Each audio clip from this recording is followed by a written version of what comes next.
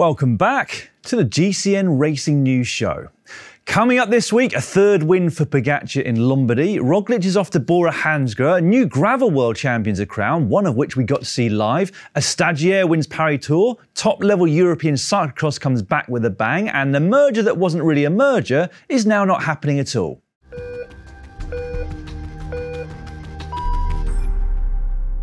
This week in the world of racing, we learned that Thibaut Pinot's fans will be missed almost as much as the rider himself. This was the atmosphere at Pinot Virage in Bergamo on Saturday. We also learned that Mark Cavendish will not retire at the end of this season and will instead continue with Astana Kazakhstan in 2024. And he has some extra help next year as well. Astana have also hired Michael Murko, plus the man who coached Mark Cavendish to his latest Tour de France stage wins, Vasilis Aristopoulos. Win number 35 next year, anyone? And finally, we learned that Tadej Pogačar is unbeatable at Il Lombardia. At least he has been in his 3 participations so far. There were 3 clear favourites for the 5th and final monument of the year, Pogačar, Roglič and Evenepoel, but an early crash for the Belgian left him bruised, battered and bleeding, and probably spelled the end of his chances of winning. An attack by Onley and Healy opened up the finale of the race, but as expected, it all came down to the ascent of the Passo di Ganda. There were some interesting tactical games there between Pogačar and Roglič, but despite everything that happened on the climb, it was effectively all together at the top amongst the big favourites for the race. And then just as we were collecting ourselves and trying to decipher what the tactics would be for the final 30Ks into Bergamo, the winning move came at a time when you would least expect it. Now, when you watch it back, it's really quite strange. Pogačar rolls past Vlasov to the front, not really pushing all that hard. Roglič allows a few metres to open up, 5 metres become 10, and then Roglič just completely sits up, almost like he's put the anchors on. Now, whilst we didn't know it at the time, that was the last they would see of Pogačar until after they'd crossed the finish line. The gap by the foot of the descent was over half a minute, and it would continue to climb until Pogačar started suffering with cramps. Thankfully for him, the feeding was open until 10Ks to go, and this is what he had to say about those cramps in his post-race interview. Yeah, when I got cramps, well, I was thinking it's not gonna end well. I have to lower the pace quite a bit. I tried to focus just to be as aero as possible until the climb, and I crossed the fingers and hoping that behind will not be great cooperation. And luckily Adam was there also, so that was a good factor. It was really great teamwork. So yeah, I was confident that I can make it to the finish, but at the same point, yeah, you never know. After 6 hours of racing, it's hardest little climb to the finish. They must have been going slow behind because I wasn't going very fast at the front, so says Pogačar. Well, maybe not by his own standards, but I wish I could ride that fast without cramps, let alone with them. By the finish, Pogačar had plenty of time to sit up and celebrate what was his 3rd Giro de Lombardia win from 3 participations, which is an unprecedented feat. That means he's now won 5 monuments in his career, and they are from his last 9 starts. Not a bad strike rate. It means he's the current pro with the most monument wins, ahead of Mathieu van der Poel on 4, Christoph Sagan, Evenepoel, Degenkolb and Fuglsang on 2, while somewhat unbelievably, Van Aert is still stuck on 1. Pogačar, though, still needs 2 more wins in monuments to equal Bone and Cancellara and Bartali, 3 more to be level with Van Looy, 4 to get to Kelly, Koppie and Giradengo, 6 to get to Roger de Vlaming, and then just the 14 more monuments to equal Eddie Merckx. Back to the race though, and an outstanding ride from Bagioli saw him take the runner-up spot, with Roglič doing the longest lead out in the world, followed by the longest sprint, and still holding on for 3rd place. It wrapped up what's been a fantastic year of top-level racing in 2023, and to be honest, it was nice to be talking about what was happening on the bike rather than off it. Now, it's almost hard to know how to wrap up everything that was rumoured or confirmed over the last week, but I'll give it a go. Roglič is moving to Bora for 3 years. Van Wilder dedicated his win at Trevally to the riders and staff of Soudal Quickstep, saying they don't agree with this. Patrick Lefevre was reportedly trying to set up a new team to give the riders and staff not taken on by Jumbo-Visma a home and a salary, and Jumbo-Visma were only going to take 6 riders from Soudal Quickstep. So less a merger, more of a takeover or asset strip. Now, it seems like Plugger just wanted Soudal's money and a few of their best riders. But then after all of that, it was later confirmed that the deal between the two parties was off. Soon after, Remco Evenepoel quashed any rumours that he was moving teams, and we now have a situation where in 2024, the world's 4 best stage racers are all going to be on different teams. All clear? Glad to hear it. What a mess, though. I mean, I expect that all of this was supposed to have taken place behind closed doors. There have probably been plenty of merger talks between teams in the past that just haven't happened and that nobody outside of a few key players even knew about. But this one, it did get out. Raymond Kerkos broke the story in the Netherlands a couple of weeks ago, and it's been a bit of a show ever since, to be perfectly honest. In the end, things don't look too bad. Soudal Quickstep riders and staff should be safe in their jobs, although it seems unlikely they'll have the budget to acquire the Grand Tour support that Evenepoel so desperately wants. But however things look now, whatever the ins and outs and the workings behind the scenes, Jumbo-Visma's management haven't exactly come out of this thing covered in glory. From the outside, it just looks as though they swooped in for a few million euros with no regard as to what would happen to the rest of the Soudal Quickstep team, one of the longest running in the sport. Anyway, that might be the last we hear of that story, but I'd say there's a bigger chance it's not. Keep your eyes on globalcyclingnetwork.com for any future updates as soon as they happen. Back to racing then, and at yesterday's Paris Tour, we had the first ever American victor. Take a bow, Riley Sheehan. The 23-year-old is not even a fully fledged pro just yet. He was racing in France for Israel Premier Tech as a stagiaire, basically a tryout rider, but found himself off the front in the winning move at one of the most historic one-day races in the world. That might have been enough to overwhelm most young riders, but Sheehan was a man with a plan and a man on a mission, and he got the better of a bitterly disappointed Lewis Askey in the sprint to the line. So who exactly is Riley Sheehan?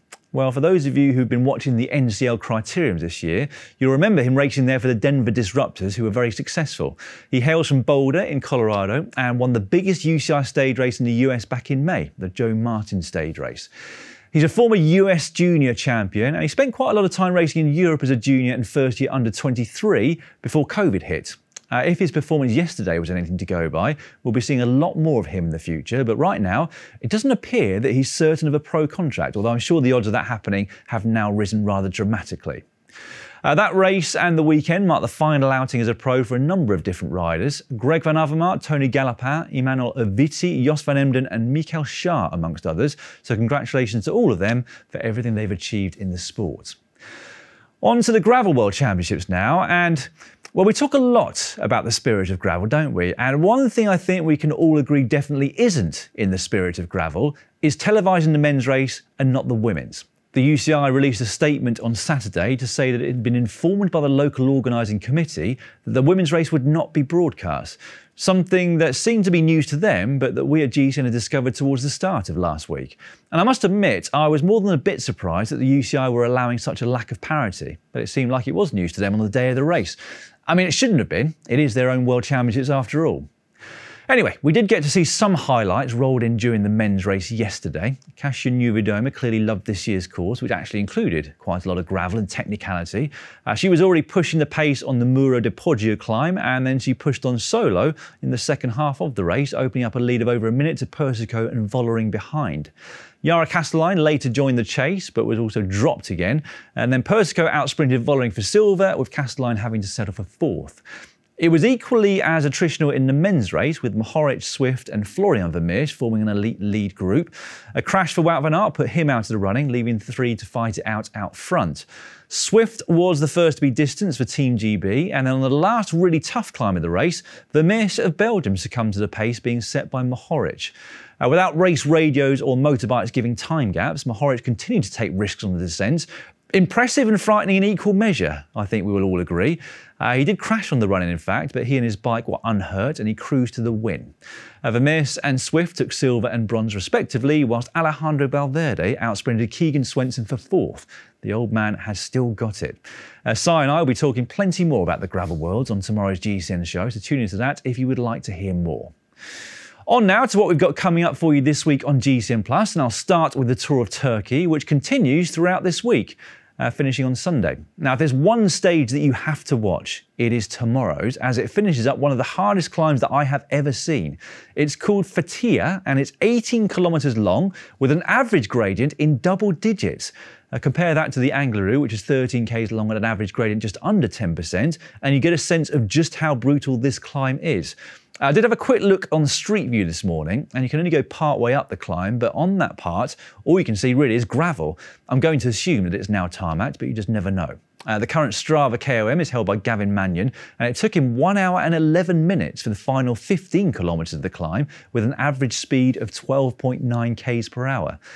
Jay Vine will start as the big favourite there for UAE Team Emirates, but it's a race that often throws up surprises, as Vine was himself a couple of years ago at that very race. It's available to watch in all GCN Plus territories. Beyond that, we have the final World Tour events of the season later on this week. The Men's Tour of Huangji starts on Thursday and continues through to next Tuesday.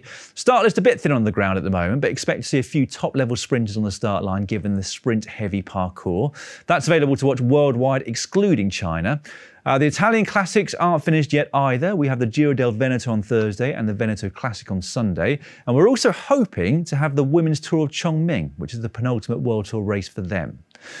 Off-road, the Mountain Bike World Series may have finished, but the Cyclocross World Cup will get started. Round 1 is in Waterloo in the USA this Sunday. It's going to be interesting to see how many of the top European riders turn up there, given that there's only 1 round instead of 2 in the US this year. But I will be definitely tuning in on Sunday evening UK time. That's available to watch if you're in Europe, excluding Denmark, Norway and Italy. Our documentary this week is called Ultimate 1000. Ollie Bridgewood took on the biggest cycling challenge of his life. A 1,000k bike ride through the stunning Swiss Alps. So by far the longest ride that he's ever tackled, with 26 classified climbs and nearly 27,000 metres of climbing. We get to see in depth his planning of pacing strategy, nutrition, and an interview with Oliver's coach, who's been helping him build his endurance in the months leading to the event. I'll tell you what, it's not something that I would ever fancy taking on.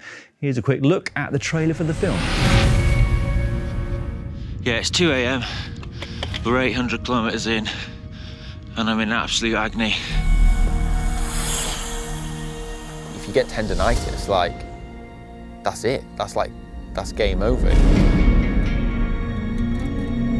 This is making me feel like I never want to ride a bike ever again.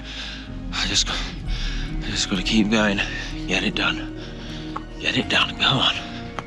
Keep going.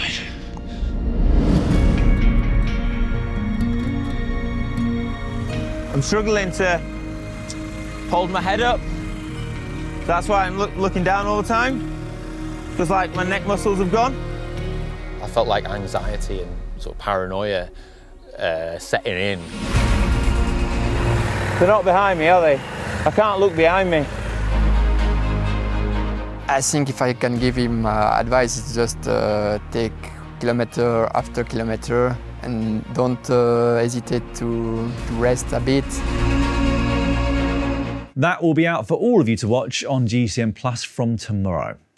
I'll wrap up the other races from last week now. There was a second win in the career of Luca Mozzato, who won the men's Benjamin Banch for Arkea Samsic. Pfeiffer Georgie of Team DSM won the women's after it looked like she was trying to lead out Charlotte Kool. Ilan van Wilder stole a march at Tre Valli Verrazzini whilst the big hitters behind were watching each other.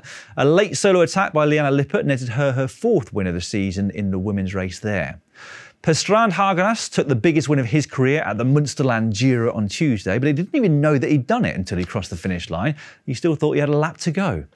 Jasper Philipsen took his 15th win of the season at the Elsteden race in the Netherlands. A small group fought it out for the win after a day that was full of crosswinds, and they then went on to take his 16th win in stage 1 of the Tour of Turkey yesterday. He got the better of Saricka of Astana in what looked like relative ease. That leaves him just 1 win short of Pogačar's total for 2023, and with plenty more sprint opportunities to come in Turkey, it wouldn't be a big surprise to see him surpass that tally. For a full wrap-up of the final round of the UCI Mountain Bike World Series from Mont Saint Anne in Canada, keep your eyes peeled on GMBN Racing for their new show. But I'll wrap up the cross-country races from yesterday. Nino Schurter wrapped up his 9th overall World Cup win there, despite finishing a relatively lacklustre, by his standards anyway, 14th on the day. Tom Pidcock took the win, his first in the rainbow jersey, but without the 2 flat tyres for Matthias Flukinger, the result might have looked a lot different. In the women's, Puk Pieterse had already wrapped up the overall series. She would have to settle for 3rd in the final round behind winner Loana Lecomte. The French champion mastered the very tricky conditions in Canada and took a comfortable win despite suffering some mechanical mishaps herself along the way. Sticking with off-road, we had the first top-level cyclocross race in Europe yesterday, the Exact Cross from Beringen in Belgium, and it produced two very different races. In the women's, world champion Fem van Empel was in a league of her own, going clear early on in the race and never looking like she'd be threatened by anybody else. Celine del Carmen Alvarado finished second, over a minute down, with Sharon van Androoy third at almost 2 minutes. In the men's, it was a much closer affair with a large group at the front. This massive crash on the off-camber descent took a couple of riders out of the running, including Laurent Squeak, whilst the mechanical for Elie Iserbyt meant he'd have a long chase to get back on terms. But that's exactly what he did, rejoining his teammate Michael van Turenhout at the front in that group. However, there was nothing that either of them could do to beat Thibaut Nace, who took his biggest elite victory in cyclocross after a very powerful sprint to the line. I reckon the whole of Belgium was happy to see him win there. He's got a lot of pressure on his shoulders with such a famous dad. On to some transfer news now, and one rider that is definitely leaving Soudal Quick-Step is Florian Sénéchal. He's headed to Arkea Samsic, where he'll join forces with Arnaud Demar. The Frenchman has signed a 2-year deal there after 6 years with Quick-Step. Primož Roglič may not be taking any riders with him to his new team Bora Hansgrohe, but he is taking his coach, and that means that Wout van Aert will be forced to find a new one. It just goes to show you how important the top-level coaches are becoming when they're hitting the headlines along with the riders. Bora Hansgrohe, along with announcing the arrival of Roglič, have also extended the contracts of Ryan Mullen, Cesare Benedetti, Frédéric van Daal and Jonas Koch. Clara Immonde, a bar-accredited lawyer currently wrapping up her master's degree, is on her way to EF Education Canada next year in what will be her second year as a pro rider, whilst Aimé de Ghent moves from Intermarché to Cofidis. And finally, the L'Éclair newspaper reports that Stage 9 of next year's Tour de France will start and finish in Troyes, taking in the off-road tracks of the Côte de Bar, a well-known winemaking hub of the Champagne region that features numerous white gravel roads. Gravel is here to stay, by the looks of it. Right, that's all for this week's show, but I'll see you again in 7 days' time. Ciao for now.